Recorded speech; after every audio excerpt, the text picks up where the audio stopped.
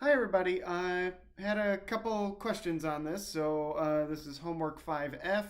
We're going to do 8 and 12. I got 12 here first, so what the hey. Basically we got four situations, A, B, C, D. We got different charges, different radiuses that the charges seem to be moving, and it says in each case, charged particle is moving in a uniform magnetic field. So the magnetic field is uniform.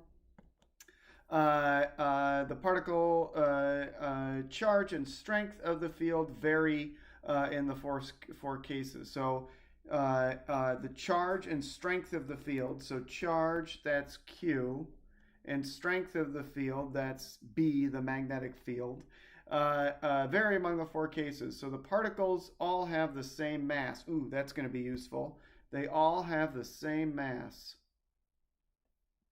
And they were given the same initial speed. So the same mass and initial speed, and then they want us to rank the magnitude of the force on each charge. So you might think, oh, well, I know that the magnetic force is QVB, and so I could do that. However, right, and then you could go, oh, well, so trying to find the force, speeds are all the same. I could just look at the Q's and then rank it based off of that. However, they tell me that the magnetic field is not constant.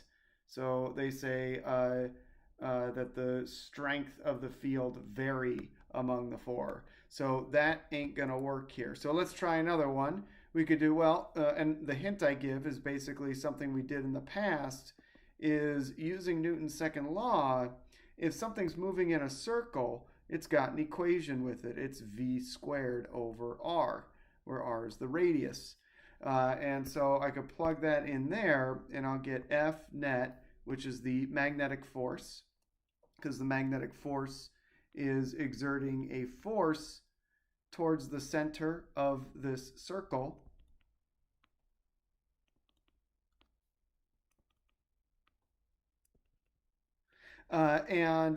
That's going to equal the mass times v squared over r. Let's move this over. There you go. And so now the speed is all constant. They told me it was constant. The mass is also constant, because they said same mass, same initial speed. So the only difference here is r, and r is in the denominator. So the bigger r is, the weaker the force is. So that must mean then, so the biggest radius, which is 3, must be the least magnetic force. And then 2 is next, so it's going to be C equals D, and then 1 is the lowest R, which means the biggest force, so it's going to be A. And there's that one. Okay. Next up is this. This one's really hard to do via video, but so we got they got two parallel wires, and they're trying to find out what the magnetic field is. And basically, you can imagine here. So remember, dots means that the thing is going out of the page, and then X's like this means that it's going into the page. Where this point P is really just saying what's the total magnetic field at point P. That's what they're saying. So point P. So the X doesn't mean anything there. It's just saying at that position. Yeah, and they want to rank the magnitude of the magnetic field. X's mean into the page, and then dots mean out of the page. And what they're showing us is the current. So here's the current coming out of the page for A. There's the current coming out of the page for A. Let's see. Coming out of the page, going into the page, or I should say screen, out of the screen, into the screen, and yeah. So if now I'm going to use right-hand rule 1. I'll do my best to draw a hand here. Here's my thumb. So there's my thumb. There's my right hand. And basically what you do is you point, your thumb is the direction of the current, where your fingers are the direction of the magnetic field.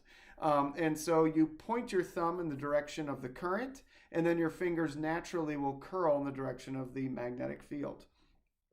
So I'll start with A, and I'll start. So what I'm going to do is just treat each one individually and then go from there. So the magnetic field for A, well, the current is coming out at me. So if I point my thumb in the direction of the current, my fingers naturally curl in the direction of the magnetic field. They curl this way. It goes counterclockwise.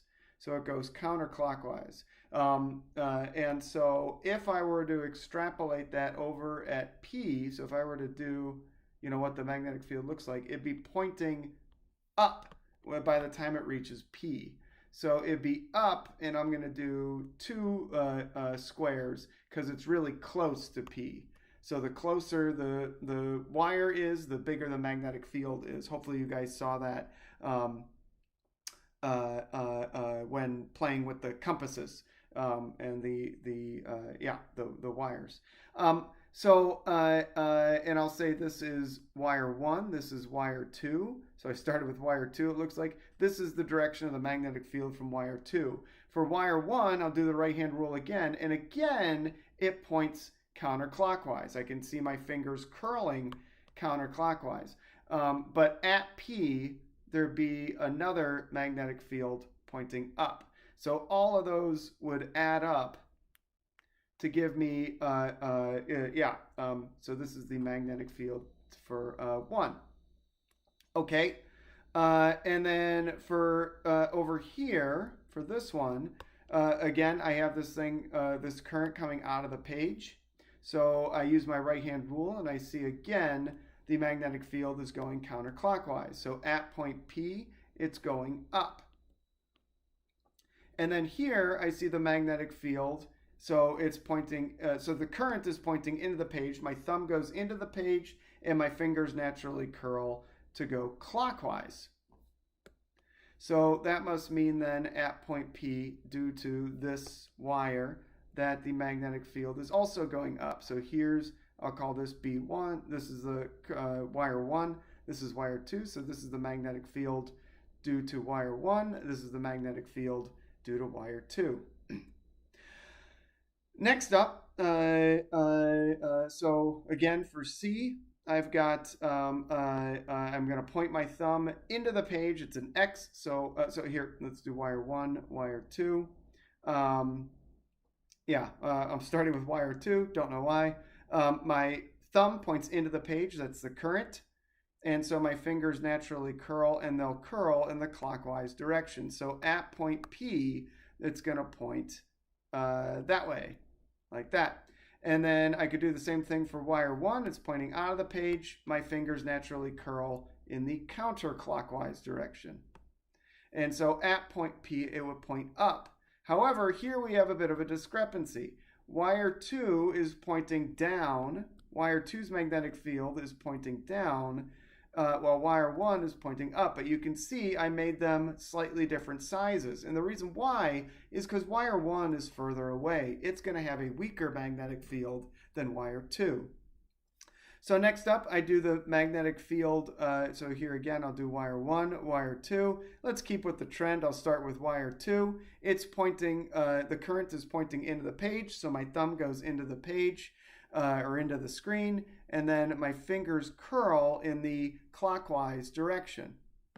And so that means at point P, the magnetic field is pointing up. So this is the magnetic field due to wire 2. And I do it now for wire 1. Again, it goes clockwise, but when it reaches point P, it's going to be pointing downward. And they're the same distance away from point P, so they're actually just going to cancel each other out. So the magnetic field at D is 0. So that makes me think D is going to be the weakest. Sorry, D. Next up, I can go with this one. So I've got B2. It looks like it's going to point down due to B2, but a little bit of B1 is pointing in the opposite direction. That's going to make the total be a little bit weaker. So I think C is going to be next. And now I'm torn between A and B. I can see B1 and B2 here. They're both have the exact same size and they're pointing up. And they're quite big magnetic fields that I've drawn here. Where this one, B2 is a big magnetic field, but B1 is a small magnetic field, but they're both pointing in the same direction.